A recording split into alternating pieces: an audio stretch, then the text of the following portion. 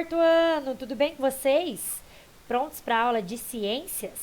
Hoje nós vamos estudar a unidade 4, da página 32 a 37. Então vem comigo estudar mais um pouquinho, entender um pouquinho mais sobre o desequilíbrio ambiental. Vamos lá? Então, meus amores, lá na página 32, acompanhem comigo sobre esse assunto. Olha só. Quando o equilíbrio natural de um ambiente é alterado, seja por fenômenos naturais ou pela ação humana, as consequências podem ser muito variadas. Então a natureza ela é equilibrada, né? Ela tem a cadeia alimentar, os animais maiores vão se alimentando dos menores, os consumidores vão se alimentando dos produtores, tudo em perfeito equilíbrio.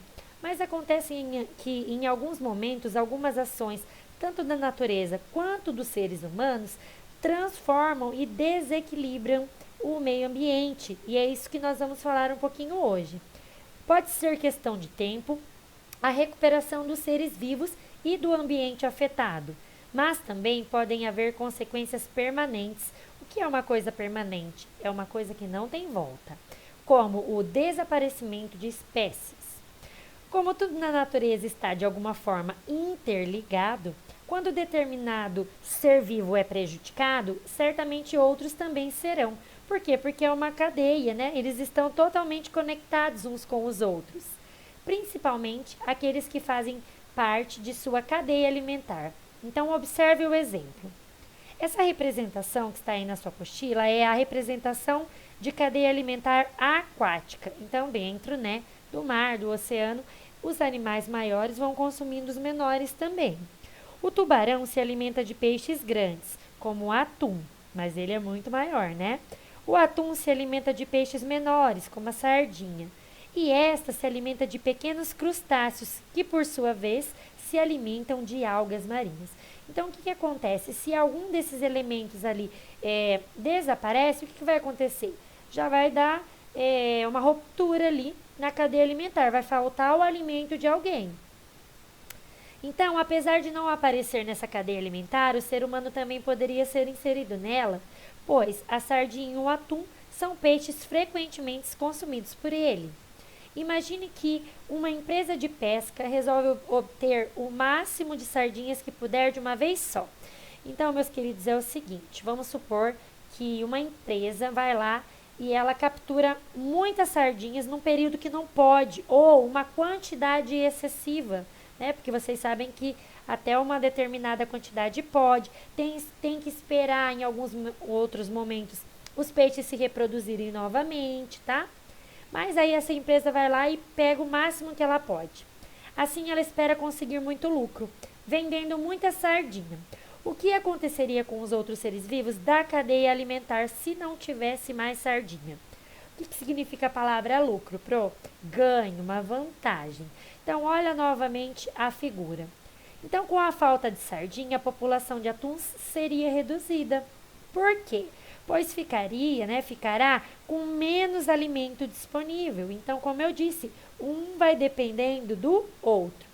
Em compensação, a população de animais que servem de alimento para a sardinha, né, como os krill, crescerá, pois haverá menos predadores. Então, um vai aumentar e o outro vai diminuir. A redução da população de atuns também pode afetar os tubarões, que passam a ter menos alimento possível. Então, você percebe como que desequilibra o ambiente? Então, a falta de um prejudica vários outros animais, certo? Estão compreendendo o que é esse desequilíbrio ambiental? Então, tá bom. O que acontece, então, com o passar do tempo, se isso continuar nesse ambiente? Então, com o passar do tempo, se esse ambiente não sofrer mais interferência, ou seja, se não houver mais pesca predatória é isso, né? Quando eles exageram ali na pesca ou que pescam num período que não pode, a população de sardinhas poderá voltar a crescer e a cadeia alimentar volta a ter equilíbrio. Então, a natureza vai se regenerando.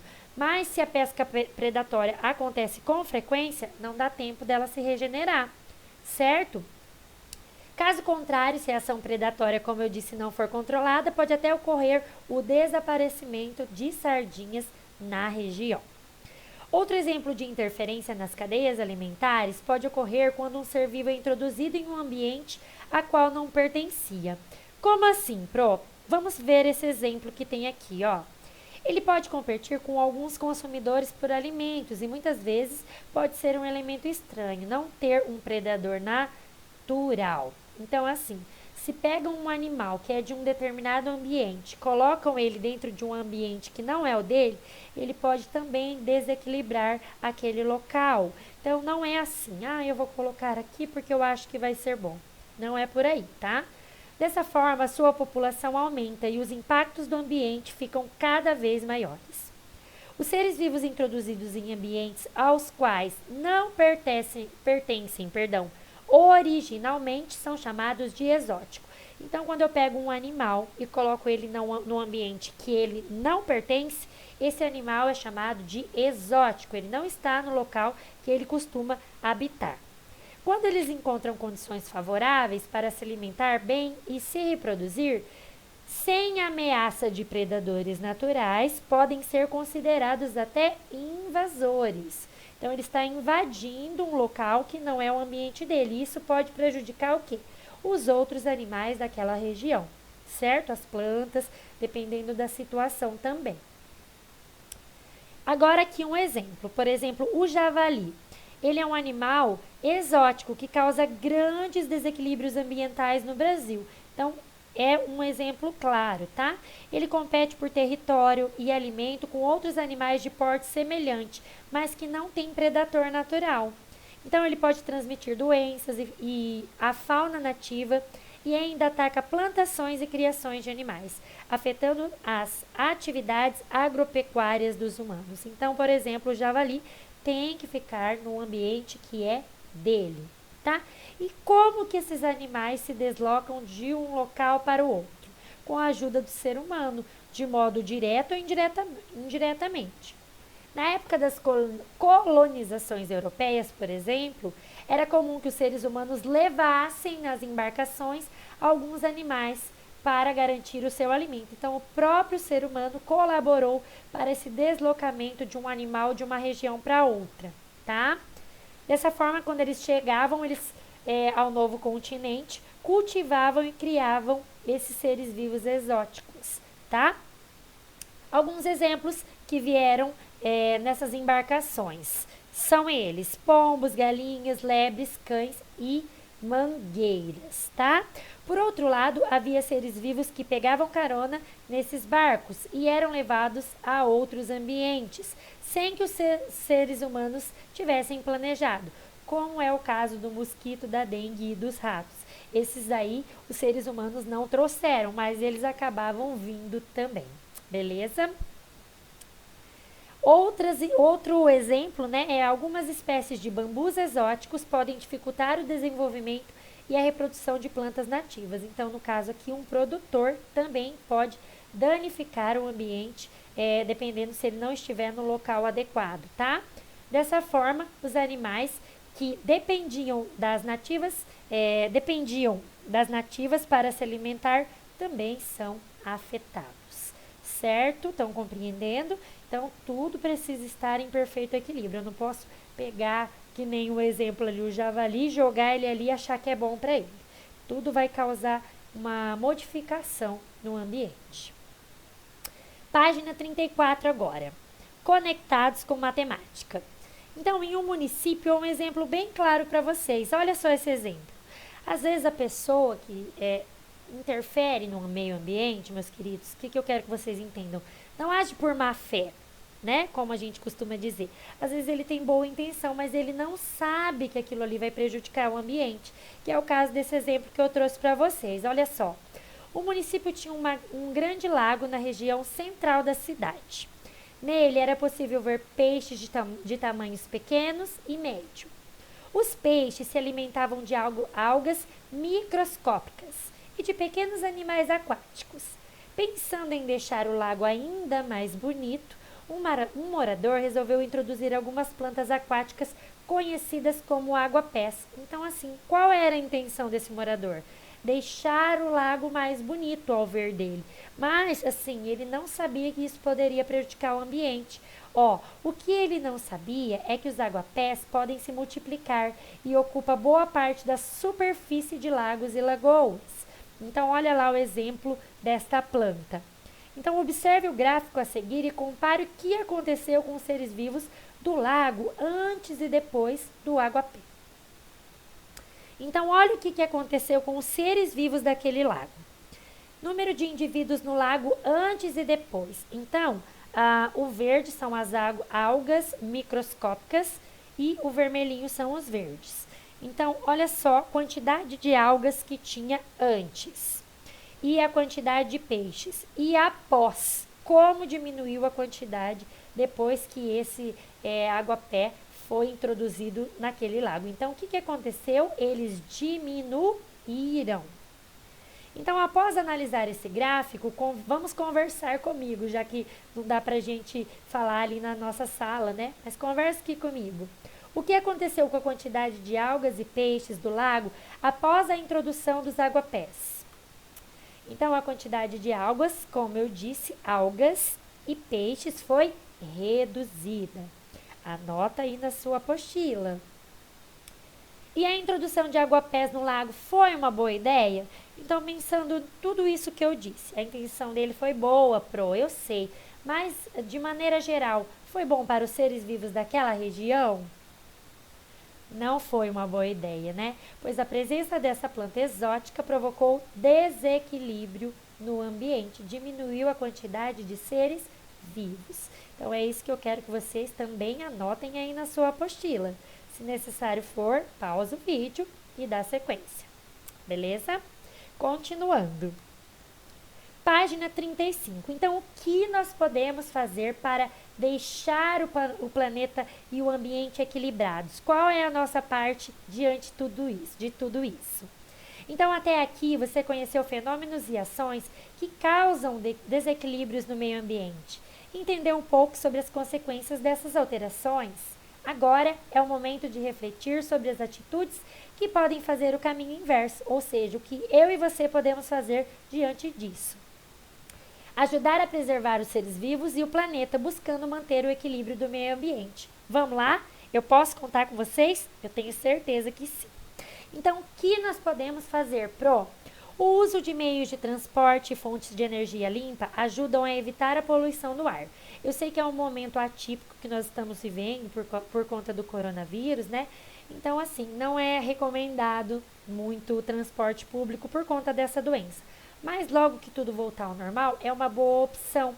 Ou ainda, andar de bicicleta, caminhar, né? É que nesse momento nós não estamos podendo sair de casa. Então, vamos seguir as regras.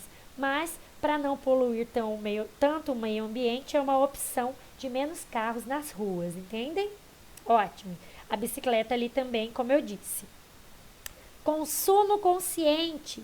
O que significa um consumo consciente? Comprar aquilo que eu vou usar, comprar aquilo que eu vou comer, sabe? Se organizar na hora de ir no mercado fazer as compras, não sair comprando tudo que não precisa, né? Como, por exemplo, vou dar um exemplo, vou no mercado e compro um monte de copo descartável. Eu sei, e eu já falei aqui em aulas anteriores, que o copo descartável, o plástico, né? Aliás, denigre muito o meio ambiente. Então, para que eu vou comprar uma quantidade exagerada? Se eu posso comprar um copo, por exemplo, reutilizável. Então, isso é um consumo consciente, que não vai ajudar a denigrir, a prejudicar o meio ambiente. Então, ele representa uma série de ações que todas as pessoas devem praticar para ajudar a manter o equilíbrio do planeta. Como eu disse, pensar antes de comprar, consumir apenas o essencial, né? Enfim, consumir de modo responsável e sustentável. Sempre aquilo que for reutilizável é melhor do que aquilo que for descartado. Denigre mais o meio ambiente, tá? Aquilo que é descartável acaba poluindo mais. Então, vocês já conhecem ali as lixeiras, né, ecológicas. Quem aí recicla o lixo? Me conta. Quem mora em prédio ou em casa e vai separando o lixo? Quero que você me fala depois, hein? Reaproveitar e reciclar os materiais sempre que possível é uma boa maneira de evitar que novos recursos sejam retirados da natureza. Para que a reciclagem possa ser reduzida, é essencial que as pessoas separem os resíduos corretamente. Então, não custa, gente, passar uma aguinha na caixinha de leite, colocar no local adequado, tudo que puder ser reaproveitado, reaproveitar, né?